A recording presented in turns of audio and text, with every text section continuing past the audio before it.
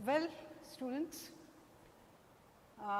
आज हम लोग इनऑर्गेनिक केमिस्ट्री सेमेस्टर 1 के लिए इनऑर्गेनिक क्वालिटेटिव एनालिसिस के बारे में थोड़ा डिस्कस करेंगे।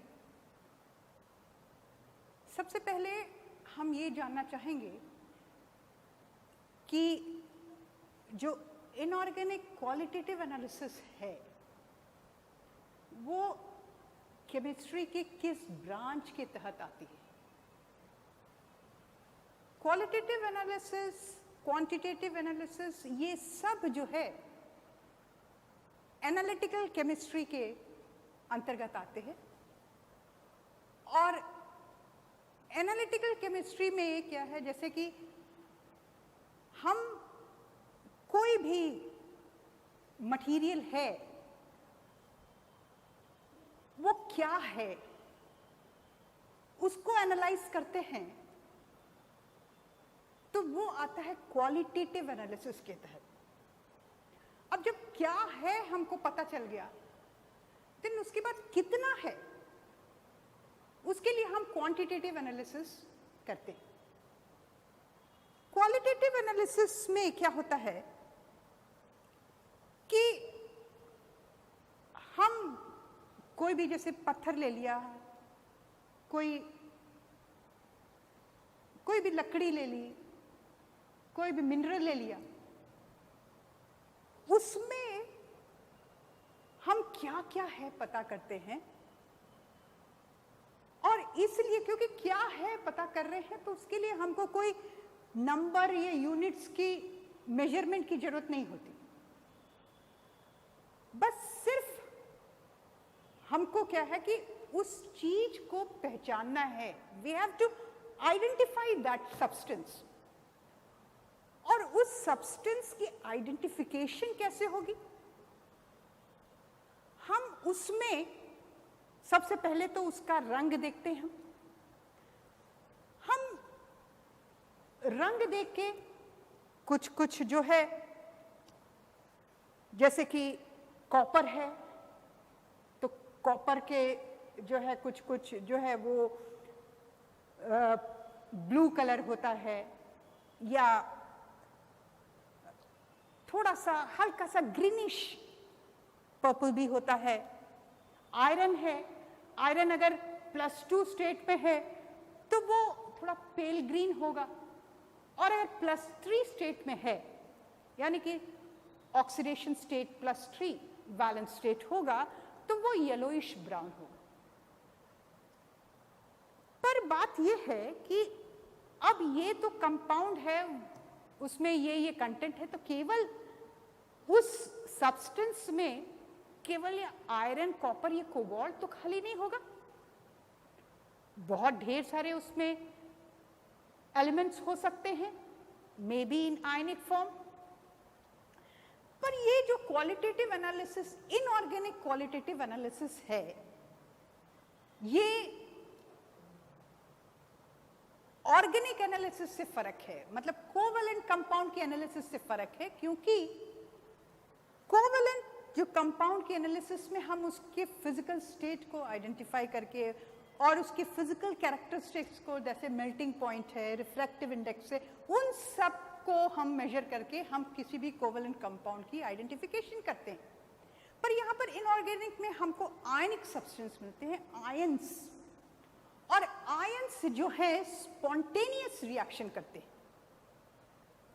और ये स्पॉन्टेनियस रिएक्टिविटी मतलब तुरंत हम कोई भी रिएजेंट डालते हैं और तुरंत उसमें इंटरैक्शन होता है, रिएक्शन होता है, और हमको जो है रिजल्ट मिलता है।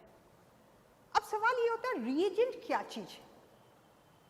What is reagents? रिएजेंट्स जो है वो केमिकल सब्सटेंसेस होते हैं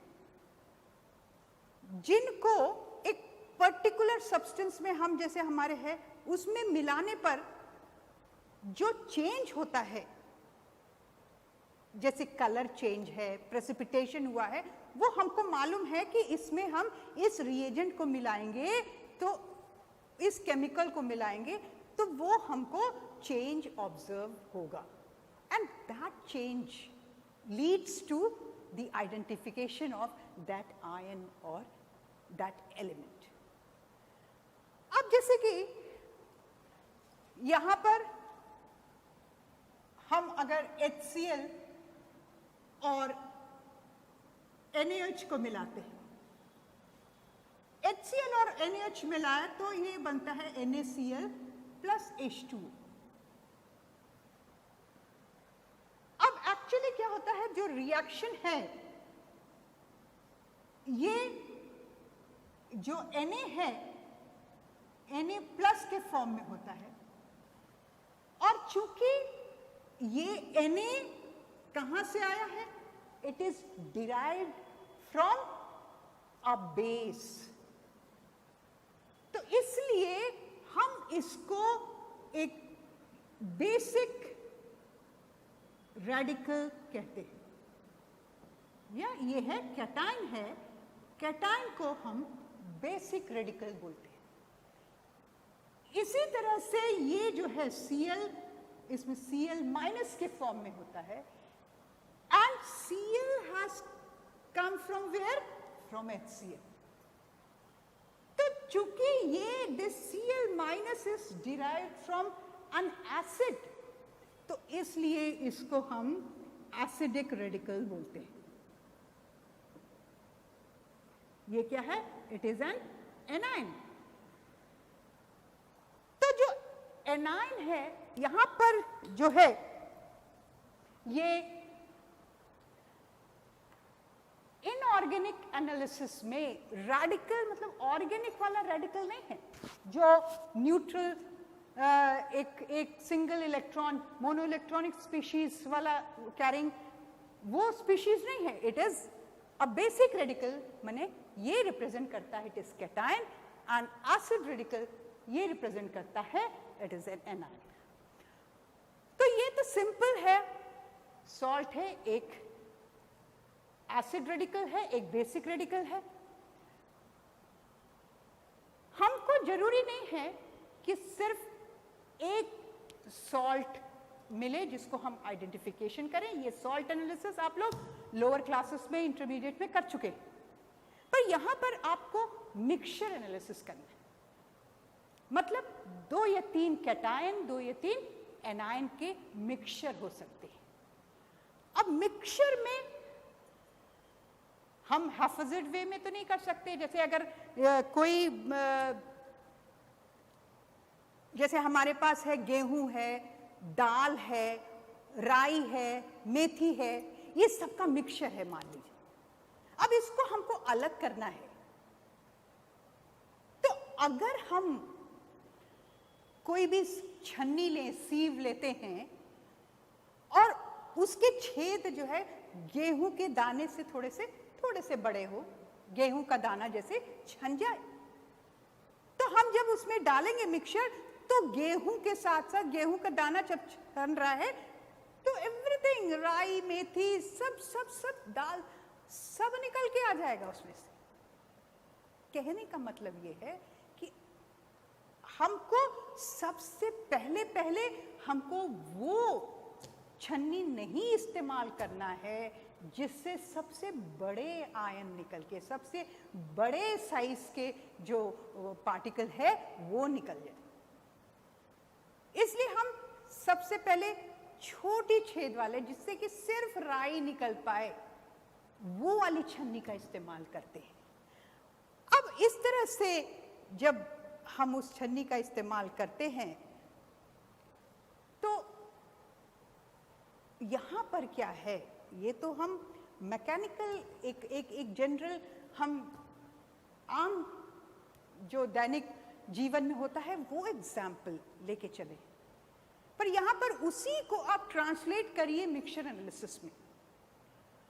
तो यहां पर मिक्सचर एनालिसिस में हम एनालिसिस कैसे करते हैं, हम मिक्सचर लेते हैं, पहले हम उसकी सॉल्युबिलिटी चेक करते हैं, हम पानी में उसको डिसॉल्व करते हैं। तो पानी में डिसॉल्व बहुत से सब्सटेंस नहीं होते।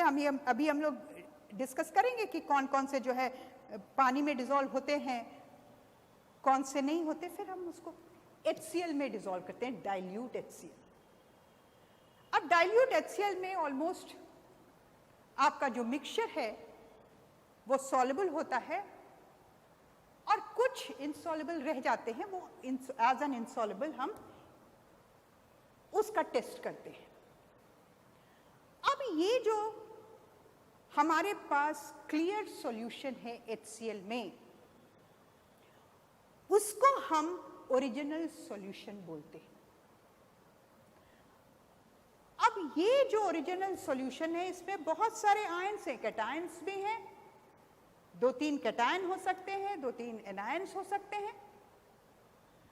अब हमको उनको अलग करना है।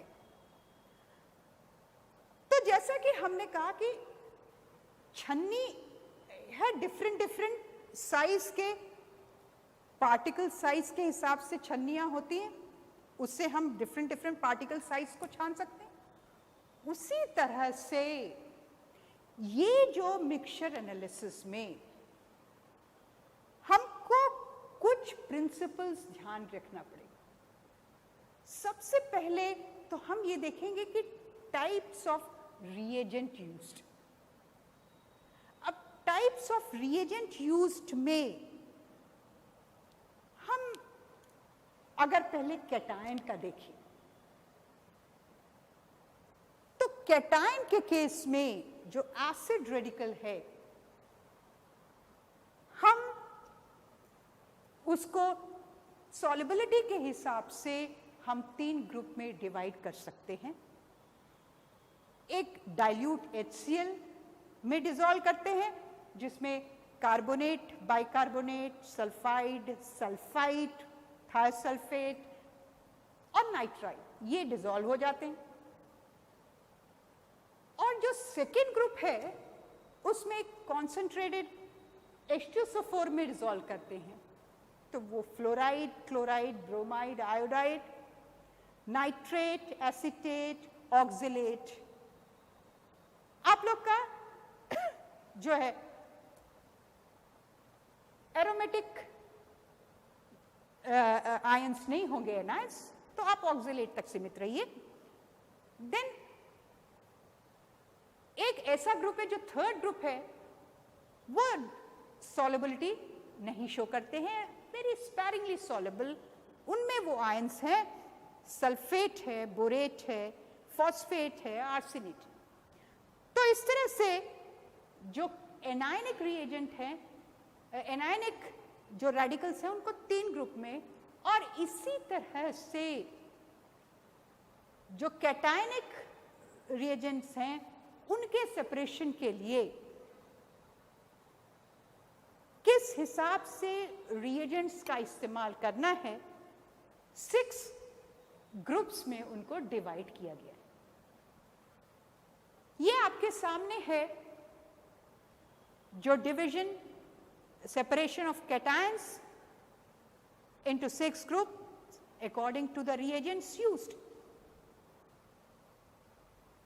पहला जो ग्रुप है that is dilute HCl में आपका सिल्वर मर्क्यूरस होता है एंड लेड। बाकी जो है ये हायर जो आपका थैलियम, टंगस्टन, ये आपका नहीं करना है, it is not for semester 1। ये आज क्लोराइड प्रेसिपिटेट हो जाते हैं। अभी थोड़ा सा हम आपको दूसरे प्रिंसिपल की ओर भी जाएंगे, रिएजेंट की ओर हम फिर से आते हैं। आपका जो दूसरा और तीसरा प्रिंसिपल है एक साथ लेके चलते हैं कि amount of precipitating reagent added and solubility of the compound precipitated। अब ये जो है इनके लिए भी कुछ कॉन्सेप्ट आपको जानना जरूरी है, उसके बारे में जानकारी जरूरी है। You should know the principles behind that which operates the how much the amount of reagent is added and the solubility of the compound that is to be precipitated. तो सबसे पहले ये है लॉ ऑफ मास एक्शन होता है, degree of dissociation, law of equilibrium, common ion effect and solubility product constant का principal इस्तेमाल होता है. अब सॉल्युबिलिटी प्रोडक्ट के बारे में थोड़ा सा हम डिस्कस करेंगे फिर से आके.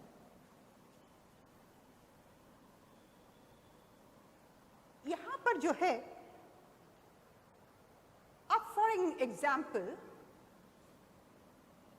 आप AgCl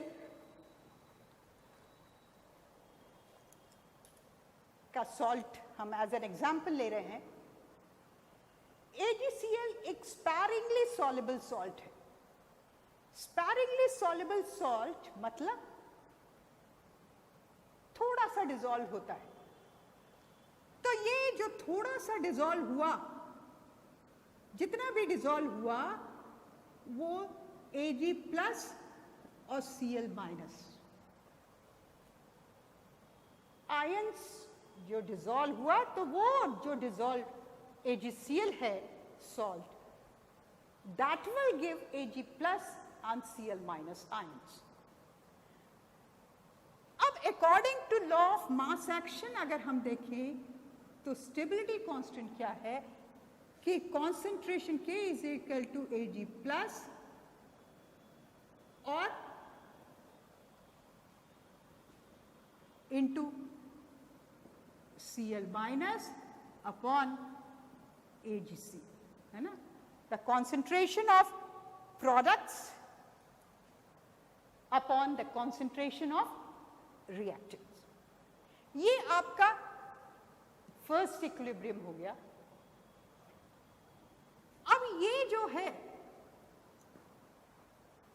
यहां पर आप देखिए कि जो AgCl का कॉन्सेंट्रेशन है, दैट इज जितना डिसॉल्व हुआ, that is known amount is dissolve.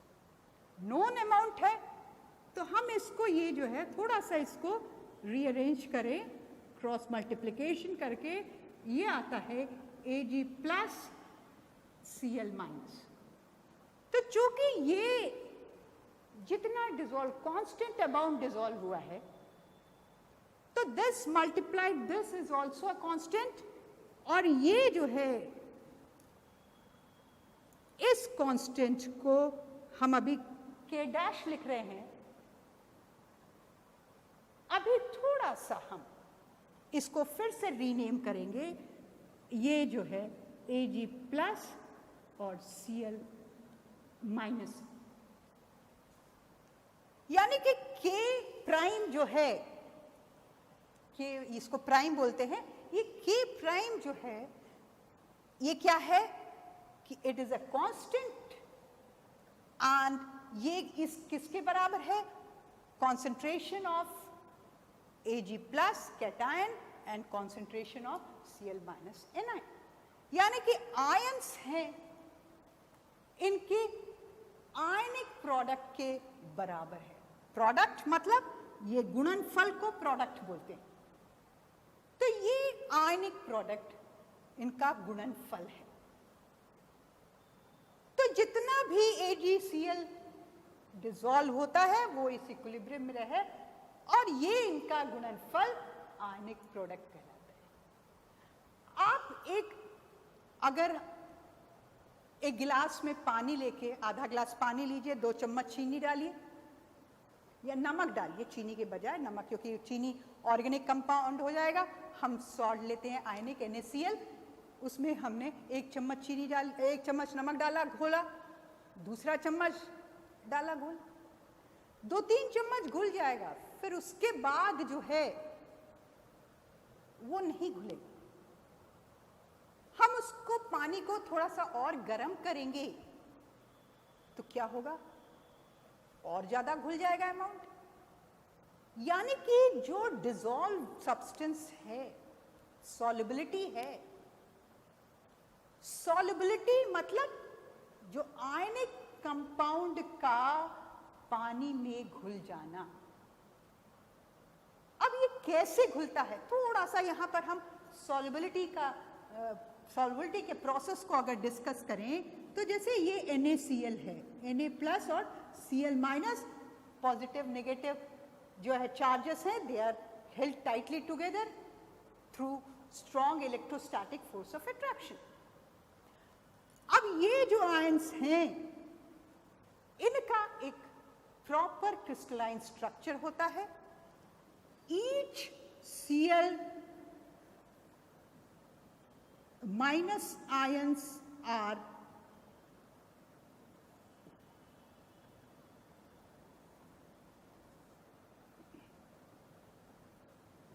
surrounded by 6 sodium ion, और इस तरह से आप अगर हम लें Cl minus, Na plus, Na plus,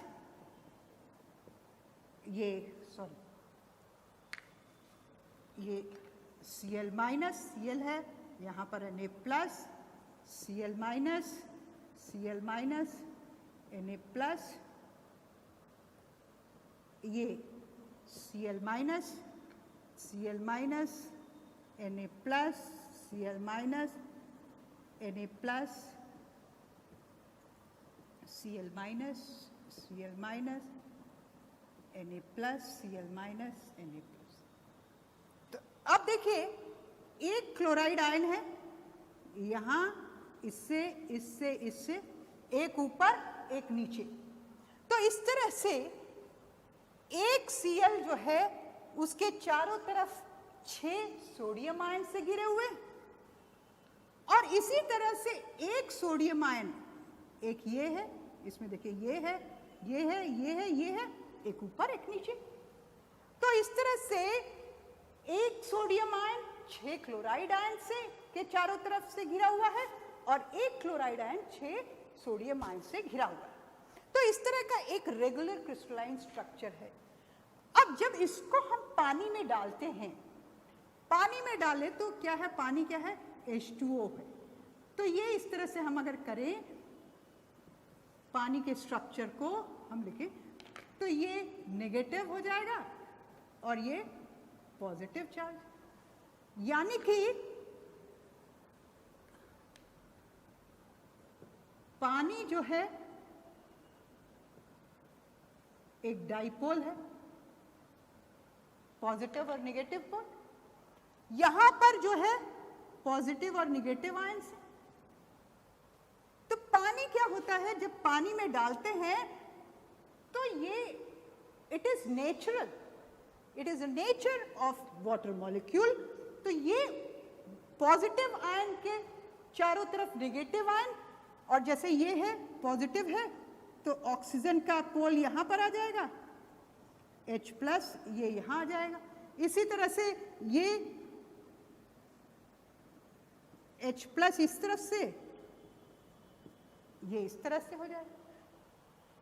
तो इन दोनों के बीच में अट्रैक्टिव फोर्स, और ये एक सोडियम आयन है और ये चारों तरफ ढेर सारे, मतलब सोडियम आयन के कंपैरिजन में पानी का जो ऑक्साइड आयन है ढेर सारा है, उसको घेरे हुए, तो वो सब पकड़ के खींच रहे। तो खींच रहे हैं तो क्या हुआ, मतलब क्या है कि ये जो वाटर मॉलिक्यूल है पॉजिटिव निगेटिव चार्जेस के हिसाब से, पॉजिटिव निगेटिव एंड के हिसाब से, पॉजिटिव निगेटिव पोलैरिटी के हिसाब से वो घूम गया अकॉर्डिंगली। तो इस घूमने की प्रक्रिया को कहते हैं ओरिएंटेशन। तो accordingly the ions, according to the ions, the water molecules orient themselves accordingly against positive and negative charges. तो इस तरह से क्या है, अट्रैक्शन की वजह से ये खींच रही है, तो इधर से ये खिंचाव आया है, तो ऑब्वियसली ये जो है फोर्स कमजोर पड़ेगा। और दूसरी तरफ क्या है, इसको जो है ये पॉजिटिव एंड खींच रहा है, इधर ये निगेटिव एंड खींच रहा है पॉजिटिव एंड। तो दोनों के बीच में ऐसा होता है कि ये सोडियम है, सोडियम के चारों ओर जो है नेगेटिव एंड हो जाता है, और क्लोराइड के चारों ओर जो है पॉजिटिव एंड हो जाता है ओरिएंटेशन। तो इस तरह से क्या होता है, सोडियम और क्लोराइड अलग अलग हो गए। इसी प्रक्रिया को सॉल्युबिलिटी कहते हैं कि यानी कि the salt, ionic salt get solubilized in water. तो आयनिक सॉल्ट इस तरह से पानी में घुल जाता है। तो पानी में जो घुल गया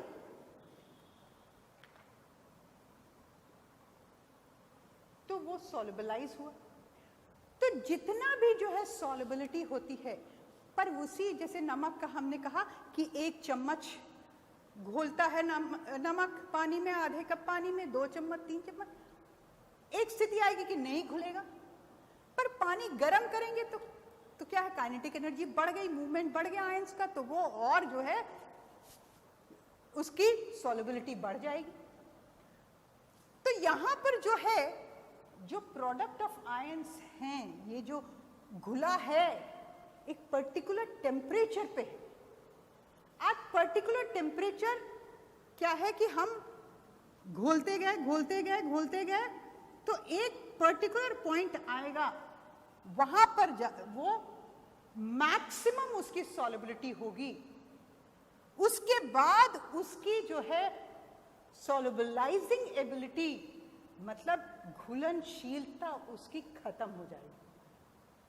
तो ये जो मैक्सिमम सैचुरेशन पॉइंट कहते हैं उसको, मतलब मैक्सिमम आयंस होंगे, तो ionic product at saturation point यानी कि मैक्सिमम सॉल्युबिलिटी होता है, तो उसको कहते हैं सॉल्युबिलिटी प्रोडक्ट। तो अब ये क्या हो गया, ये आयनिक प्रोडक्ट था। Ionic product at the saturation point where maximum solubility of the particular salt occurs is known as solubility product, that constant. तो ये still it is ionic product, but at saturation point it is called solubility product. तो अब यहां से जैसे हमने कहा कि घुल रहा है, तो ये तो आयनिक प्रोडक्ट है, पूरा आयनिक प्रोडक्ट, और इस पॉइंट पे, पर्टिकुलर पॉइंट पे सॉल्युबिलिटी प्रोडक्ट हो गया। तो यहां तक तो क्या था, ये आयनिक प्रोडक्ट था, आईपी। तो इसका मतलब कि आयनिक प्रोडक्ट जब सॉल्युबिलिटी प्रोडक्ट से ज्यादा हो जाएगा, ionic product exceed solubility product, तो यहां पर प्रेसिपिटेशन अकर्स। तो आयनिक प्रोडक्ट जब सॉल्युबिलिटी प्रोडक्ट से ज्यादा हो जाएगा, when ionic product exceed solubility product, then precipitation occurs. तो इस तरह से प्रेसिपिटेशन का प्रोसेस होता है। अच्छा, अब देखिए आपके पास ionic product, solubility product, precipitation. हम यहां पर एक पर्टिकुलर एग्जाम्पल ले रहे हैं Ag प्लस Cl माइनस का। हम अगर इसको कॉमन एग्जाम्पल एक जनरल टर्म में यूज करते हैं, तो कैटायन के लिए A प्लस, एनायन के लिए B माइनस अगर यूज करते हैं, तो सॉल्युबिलिटी प्रोडक्ट क्या है, it is ionic product at particular temperature, ionic product of a saturated solution, ionic product of saturated solution at particular temperature. जब ionic product solubility product से exceed कर जाएगा, then precipitation will occur. चलिए हम ये इन तीनों टर्म को जो शॉर्ट में जो कंपैरिजन कर सकते हैं, आप देखिए हमारे पास 3 कंडीशंस बनते हैं। पहला जो है, जब आयनिक प्रोडक्ट सॉल्युबिलिटी प्रोडक्ट से कम है, जब आयनिक प्रोडक्ट सॉल्युबिलिटी प्रोडक्ट से कम है, तो क्या होगा, आयंस जो है वो सॉल्ट कीप ऑन डिसॉल्विंग, जो सॉल्ट पानी में घुलता जाएगा, कोई भी सॉल्ट है, यानी कि घुल रहा है। जब तक सॉल्ट पानी में घुल रहा है, तो वो सॉल्यूशन जो है अनसैचुरेटेड सॉल्यूशन कहलाएगा।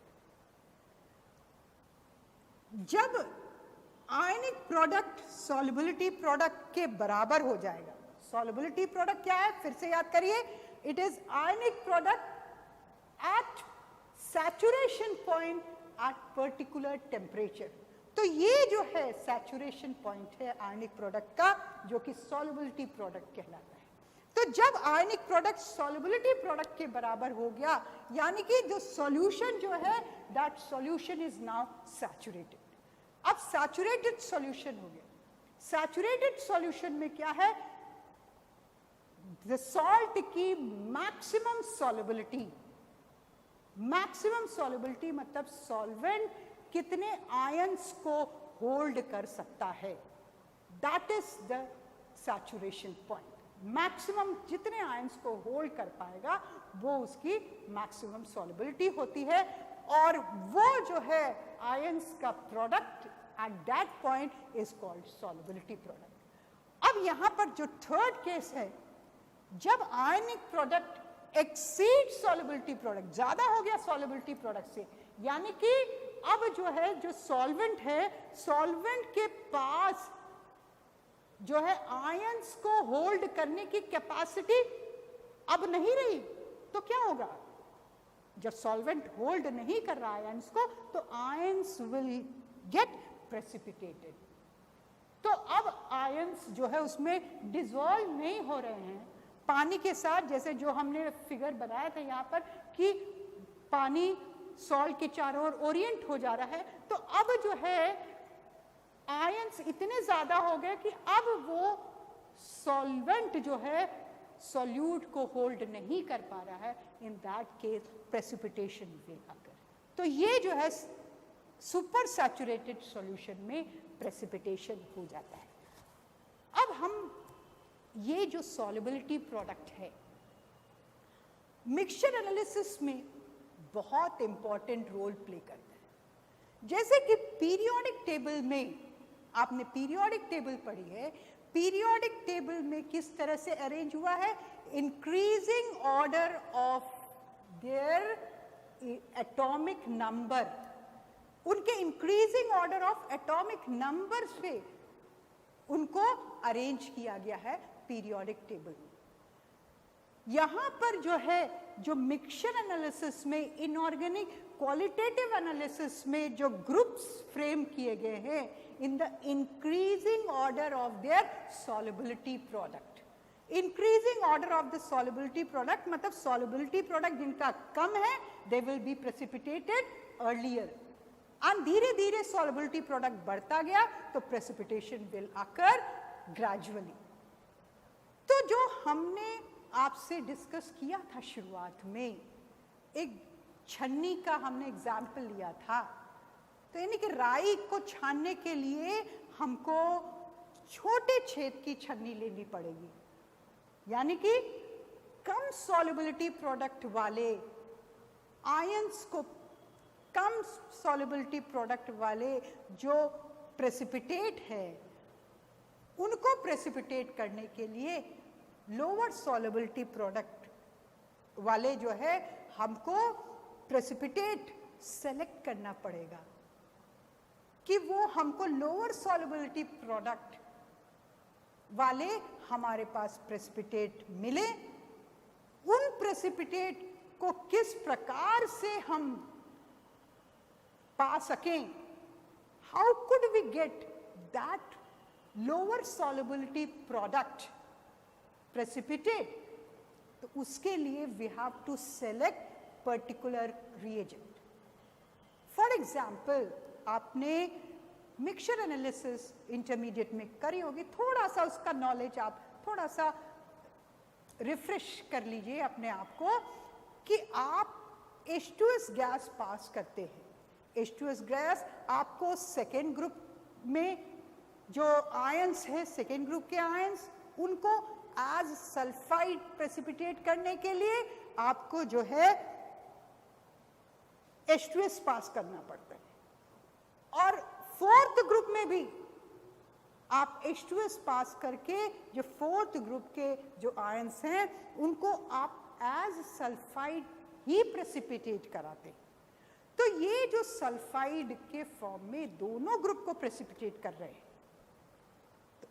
तो जैसे कि हमने कहा increasing order of there solubility product, जाहिर सी बात है जो सेकेंड ग्रुप है उसके सल्फाइड का सॉल्युबिलिटी प्रोडक्ट कम होगा और जो फोर्थ ग्रुप है उनके सल्फाइड्स का सॉल्युबिलिटी प्रोडक्ट ज्यादा होगा। अब जब हम, अगर मान लीजिए हमने जो फोर्थ ग्रुप में सल्फाइड को प्रेसिपिटेट कराना चाहा, तो फोर्थ ग्रुप का सल्फाइड तो प्रेसिपिटेट होगा, उन रिएजेंट को हमने डाल दिया फोर्थ ग्रुप में प्रेसिपिटेट करने के लिए। तो यानी कि हमने उन रिएजेंट्स का इस्तेमाल किया है जो फोर्थ ग्रुप के सल्फाइड को प्रेसिपिटेट करा दे।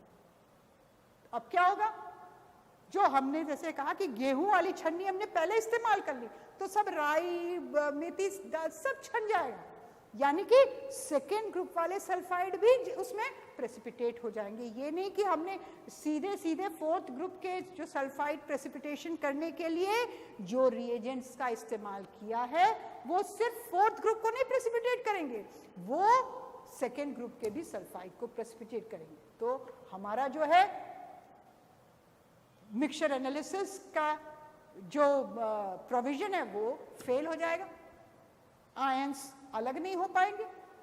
हमको क्या करना है, यहां पर जो मिक्सचर एनालिसिस जो फ्रेम हुई है स्टेप बाय स्टेप, हमको एक आयन को प्रेसिपिटेट कराना है, फिर उसमें दूसरा रिएजेंट डाल के दूसरे आयन को, मतलब दो रिएजेंट मान लीजिए प्रेसिपिटेट हो रहे हैं एक रिएजेंट से, तो हमको इस तरह से रिएजेंट्स का सिलेक्शन करना है कि उन दो आयंस में से एक प्रेसिपिटेट हो जाए तो दूसरा प्रेसिपिटेशन ना हो। तो जब हम उसको फिल्टर करेंगे तो प्रेसिपिटेट में एक आयन मिल जाएगा, अलग हो जाएगा, और फिल्ट्रेट में दूसरा आयन। तो इस तरह से ये जो सॉल्युबिलिटी प्रोडक्ट है प्रेसिपिटेशन के द्वारा हम जो है स्टेप बाय स्टेप हम मिक्सचर एनालिसिस आगे बढ़ते हैं। इसमें सॉल्युबिलिटी प्रोडक्ट जैसा कि हमने एग्जाम्पल के तौर पे अभी लिया कि सेकेंड ग्रुप के सल्फाइड और थर्ड ग्रुप के फोर्थ ग्रुप के सल्फाइड्स का प्रेसिपिटेशन, तो वहां पर आप देखिए सल्फाइड का प्रेसिपिटेशन हमको कराना है, ठीक है। अब एग्जाम्पल के तौर पे अगर हम AS लेते हैं, दोनों डाइवल, ठीक। अब ये जो है A2 plus plus sulphide 2 minus precipitation हो रहा है।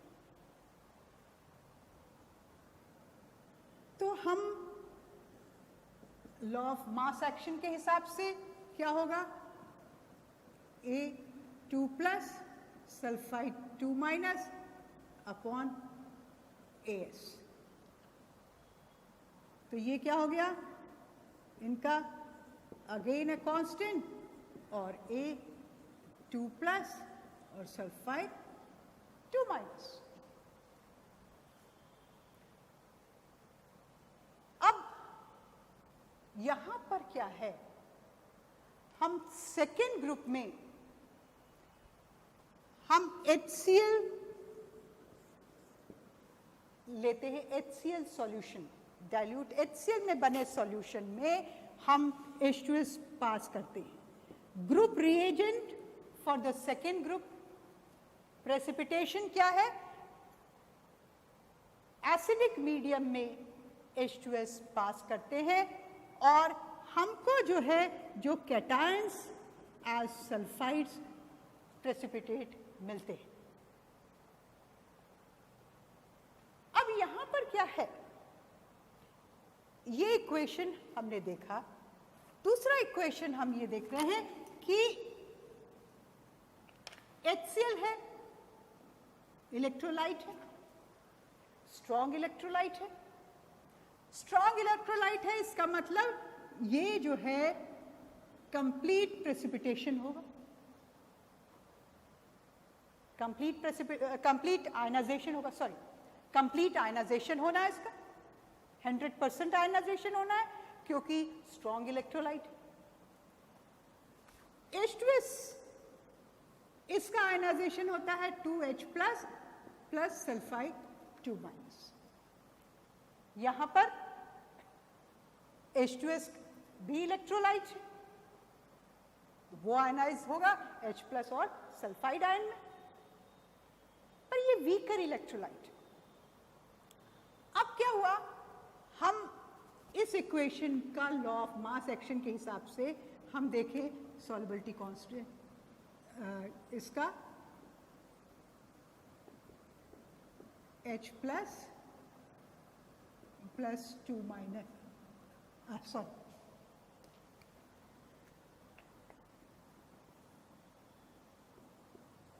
H2S,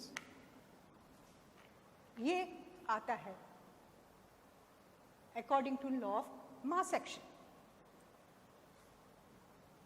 अब जब हम HCl मीडियम ले रहे हैं, यानी कि एसिडिक मीडियम ले रहे हैं, अब इसको हम डायरेक्ट हम सॉल्युबिलिटी प्रोडक्ट के फॉर्म में लिखें तो H plus square sulphide 2 minus, इस फॉर्म में हम लेते हैं। तो अब देखिए, जब हमने HCl मीडियम रखा है तो HCl मीडियम में हमको H प्लस मिल रहे हैं, इफरात मिल रहा है, कंप्लीट डिसोसिएशन होना है HCl का। तो इस इक्विलिब्रियम में क्या है, H प्लस बढ़ता जा रहा है, H प्लस बढ़ता जा रहा है। सॉल्युबिलिटी प्रोडक्ट जो है ये किसका हम ले रहे हैं, H2S का सॉल्युबिलिटी प्रोडक्ट, H2S का हम सॉल्युबिलिटी प्रोडक्ट ले रहे हैं। और यहां पर जो है solubility product is a constant quantity at particular temperature, तो ये तो कांस्टेंट है, ये बढ़ता जा रहा है। तो इसको कांस्टेंट करने के लिए क्या है, ये बढ़ रहा है तो ये कम होना ही है ना। जैसे सपोज अगर ये 10 है और ये 2 5 10 होता है कि नहीं। अब ये बढ़ रहा है, ये बढ़ रहा है तो जाहिर सी बात है इसको कम होना पड़ेगा। तो ये बढ़ रहा है तो ये होगा, क्या होगा, ये 2 ही रहेगी, ये किसी भी हालत में ये 10 ही होना। तो इसका मतलब क्या है, ये सल्फाइड आयन का कंसंट्रेशन कम हो गया, सल्फाइड आयन सॉल्यूशन में कम मिल रहे हैं, सल्फाइड आयन जो है ये सॉल्यूशन में कम मिल रहे हैं। कम कैसे मिलेंगे, जब इनका डिसोसिएशन ही ना हो। इन दैट केस मतलब क्या है, ये सल्फाइड आयन बैकवर्ड डायरेक्शन में ये इक्विलिब्रियम शिफ्ट होगा, यानी कि H2S का डिसोसिएशन स्लो हो जाएगा, बहुत स्लो हो जाएगा। ये क्यों हुआ स्लो, क्योंकि H प्लस आयन्स हमको HCl से भी मिल रहे हैं, H plus and H plus दोनों जो है कॉमन हो गए। तो इस तरह का जो इफेक्ट होता है that is called common ion effect. Common ion effect क्या है कि अब एक बात ध्यान रखिएगा कि जो स्ट्रॉन्ग इलेक्ट्रोलाइट है उनका डिसोसिएशन तो होना ही है, 100% डिसोसिएशन होता है स्ट्रॉन्ग इलेक्ट्रोलाइट का, यानी कि जो दबंग है तो उसकी तो ताकत है। सप्रेशन ऑफ द वीकर, ये हमेशा से हुआ है, सप्रेशन ऑफ द वीकर। जो वीकर इलेक्ट्रोलाइट है तो वीकर इलेक्ट्रोलाइट H2S है तो इसका डिसोसिएशन स्लो हो जाएगा। हमेशा से जो दबंग रहा है उसने वीकर सेक्शन को दबाया है ना। तो स्ट्रॉन्ग इलेक्ट्रोलाइट का डिसोसिएशन तो कंप्लीट होगा, but dissociation of weaker will be suppressed. ये सप्रेस क्यों हुआ? Due to common ion effect. तो कॉमन आयन जो है ये मिक्सचर एनालिसिस में बहुत इंपॉर्टेंट रोल प्ले करता है। तो ये कॉमन आयन इफेक्ट जो है, आप देखिए सेकेंड ग्रुप के केस में जब क्या है, सल्फाइड प्रेसिपिटेशन हो रहा है, सेकेंड ग्रुप का सॉल्युबिलिटी प्रोडक्ट कम है, तो इन दैट केस आपको कम सल्फाइड आयन चाहिए, इसलिए आपने HCl ऐड किया और HCl की वजह से सल्फाइड आयन का डिसोसिएशन कम हो गया और जो लोअर सॉल्युबिलिटी वाले प्रोडक्ट वाले जो आयंस हैं एज सल्फाइड्स वो प्रेसिपिटेट हो गए। तो इस तरह से कॉमन आयन इफेक्ट ने सेकेंड ग्रुप को प्रेसिपिटेट करने के लिए कॉमन आयन का हमने सहारा लिया और उसके लिए हमने HCl रिएजेंट इस्तेमाल किया। तो इस तरह से ये जो है HCl H2S in acidic medium, तो ये ग्रुप रिएजेंट हो गया सेकेंड ग्रुप के आयंस को प्रेसिपिटेट करने के लिए। अब वहीं आगे अगर हम चलें, अब फोर्थ ग्रुप में भी जैसे कि हमने कहा वहां भी आज सल्फाइड प्रेसिपिटेट होता है, पर इन दैट केस हम बेसिक मीडियम में अमोनियम हाइड्रोक्साइड की प्रेजेंस में, मतलब बेसिक मीडियम में H2S पास करते हैं और हमको फोर्थ ग्रुप के सल्फाइड्स प्रेसिपिटेशन मिलता है।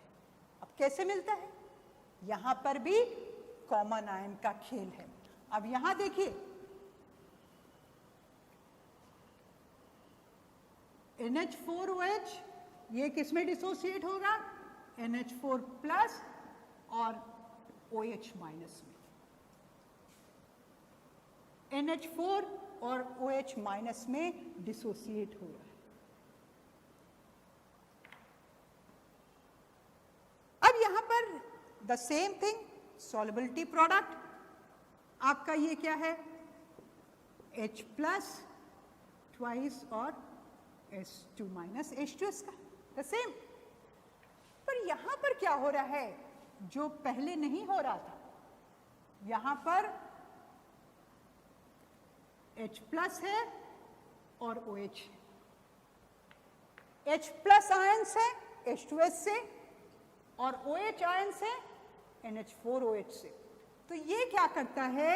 H4 ये जो H प्लस और OH मिलके क्या बनाता है? H2O।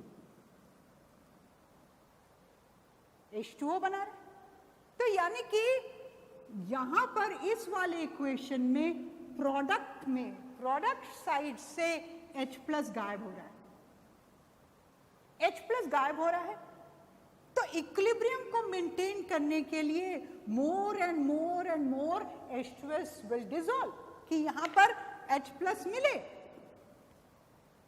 तो इस तरह से ज्यादा जब डिसोसिएशन होगा तो number of sulphide ion will exceed, और हायर सल्फाइड आयन के साथ साथ तो ये जो है जो फोर्थ ग्रुप के, क्योंकि फोर्थ ग्रुप के जो सल्फाइड्स हैं उनकी सॉल्युबिलिटी प्रोडक्ट ज्यादा है, तो ज्यादा सल्फाइड उनको मिल गए और वो